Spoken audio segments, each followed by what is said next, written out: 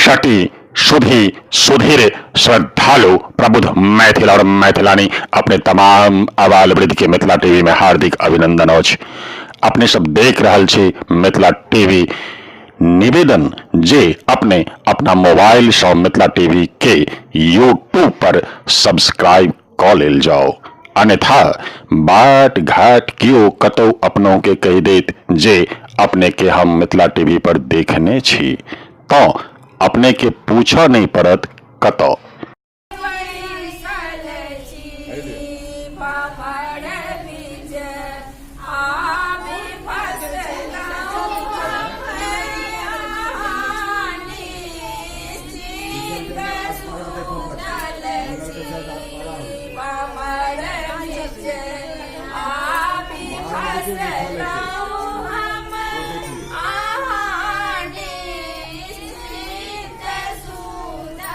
बालपन में तो चिपकाल से देखिए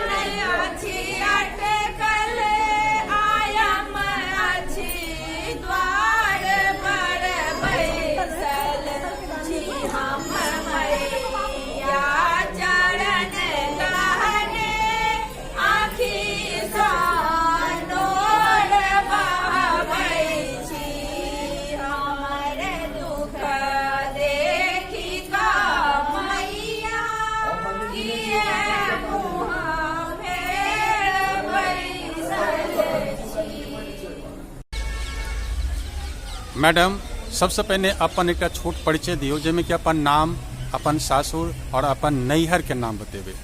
हमर नाम है भारती झा। अच्छा। हमर नैहर भेल सीतामढ़ी कोरियाही। अच्छा।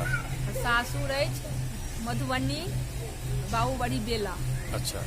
तो आई जे हम कवरेज कर काल में जे अपने के देखलहुँ हैं जे अपने के संस्कार ये वो संस्कार एकटा आकर्षित केलक हमरा, जिसके द्वारे अपने से हम किछु सवाल पूछा चाहे छी जे आई अपने जे भगवती के जे स्तुति करे छलियन ओहि स्तुति के शब्द और वो शब्द के उच्चारण लगे चल जेना कि वो शब्द जे छे से भाई अपने के हृदय से निकल रहा है। तो ई भाव के साथ में जे अपने स्तुति करे छलियन ओकर की वजह ये अपने के विरासत में भेटल ये या अपने पढ़ल लिखल छियै तैं अपने के भेटल ये या की वजह की छल? नहीं, हमर विरासती गेल अछि। हमर दादी माँ सब भजन सब गाबै छलखिन हैं, वएह भजन हम आबि गाबि रहल छी। अच्छा, तऽ आइ जे भगवती के जखन अपने गीत गबै छियनि तऽ अपने के ओहि शब्द के अर्थो बुझाइए या ओहि शब्द के बस लय में भऽ कऽ गाबि दै छियै? नहीं, अर्थ बुझाइए तहन भाव जागै छै तहन गाबै छी। जखन अर्थ बुझाइ छै तखन भाव जागै छै, जखन भाव जागै छै तखन जे छै से रोम जागै छै, तकर बाद में भगवती छै से ओकरा पर अपन दृष्टि दै छथिन। ई भगवती के ई एकटा अपने आइ साबित केलियै ने मंदिर में जे अपने ओकरा शब्दों के अर्थ बुझै छियै और ओकरा आत्मा से गबै छियै और अपना के आत्मा के आवाज छलै। तऽ आइ अपने ई बतबियौ जे आइ के जे जनरेशन के हम जे देखलहुँ हैं, आइ हम 2 दिन से तक कवरेज केलहुँ हैं, राति में निशा पूजा होइत रहे।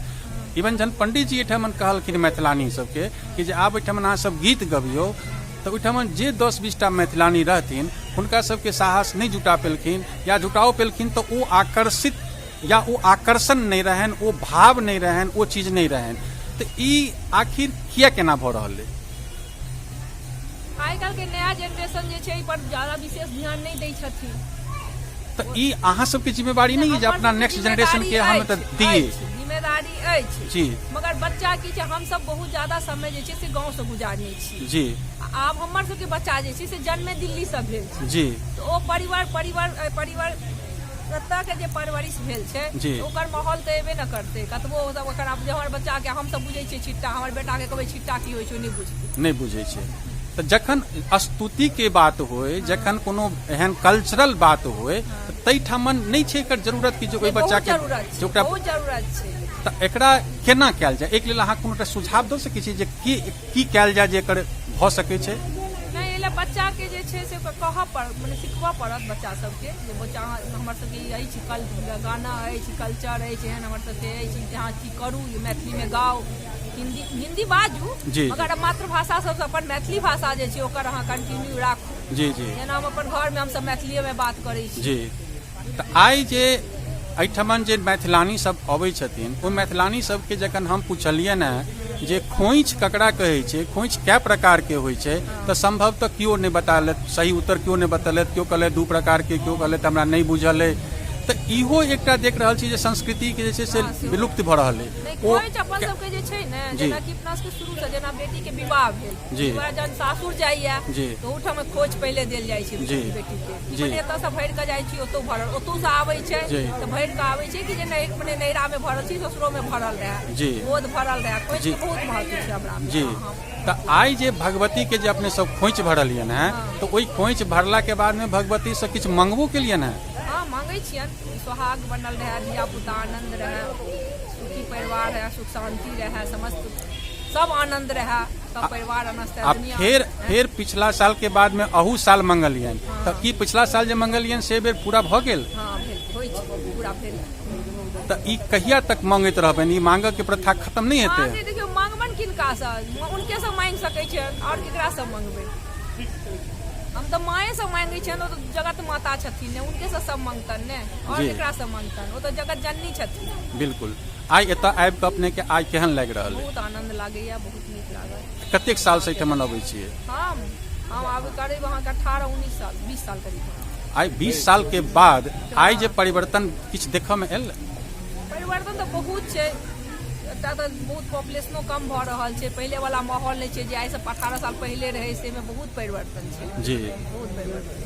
आइ की शुभकामना दै छियनि अपना हम उम्र के जे गाम के लोग छथि, गाम में छथि, जे आन शहर में छथि, जे आइ अपने के सुनता? भगवती के सेवा करत, पूजा करत, अहिना सब आनंद रहे, सब खुश रहे, हर साल भगवती के मनाबी, भगवती से सब कुछ आनंद पूर्वक मांगी, भगवती खूब आनंद राखत, सब परिवार के, पूरा देश दुनिया के आनंद राखत। Thank U.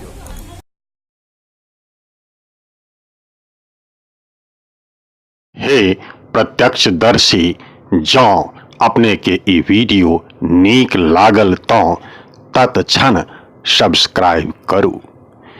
मिथिला टीवी के संपर्क सूत्र अछि 9971362584।